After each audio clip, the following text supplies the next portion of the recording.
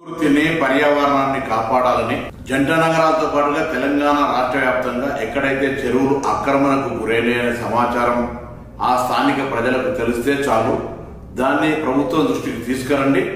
ఎంత పెద్దవాళ్ళు ఉన్నా చెరువు ఆక్రమణకు గురి అయిందంటే అక్కడ సంబంధిత అధికారులు వచ్చి తగిన చర్యలు తీసుకుంటారు. ఈరోజు సమాజంలో మన బాధ్యతగా మనం భవిష్యత్తు తరానికి ఇచ్చేటువంటి వరం ఇది. మీ ప్రాంతంలో మీకు ఎక్కడ ఆర్టీఐ ద్వారా తీసుకున్నా పూర్వీకుల దగ్గర నుంచి వచ్చేటువంటి వారసత్వంలో చెరువులు ఎక్కడెక్కడ ఉండనో తెలుసుకొని అవి ఆక్రమణకు గురైతే ఎంత పెద్దవాళ్ళైనా సరే ఏ పార్టీ వాళ్ళైనా సరే ఆ సమాచారాన్ని ప్రభుత్వానికి ఫిర్యాదు రూపంలో చేయండి.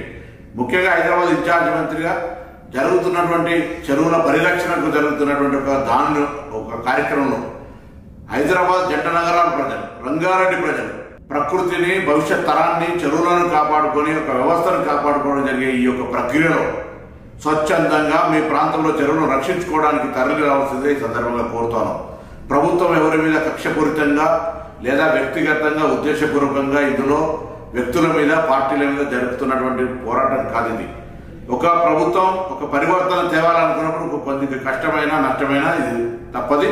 కాబట్టి మరొకసారి చెరువుల పరిరక్షణకు తెలంగాణ ప్రజాపాలన ప్రభుత్వం తీసుకున్న నిర్ణయానికి ఎక్కడెక్కడైతే చెరువుల ఆక్రమణకు గురైనవో వాటన్నిటి సమాచారాన్ని సంబంధిత అధికారుల దృష్టికి ఫిర్యాదు రూపంలో తీసుకురావాల్సిందిగా అందరికీ విజ్ఞప్తి చేస్తాను.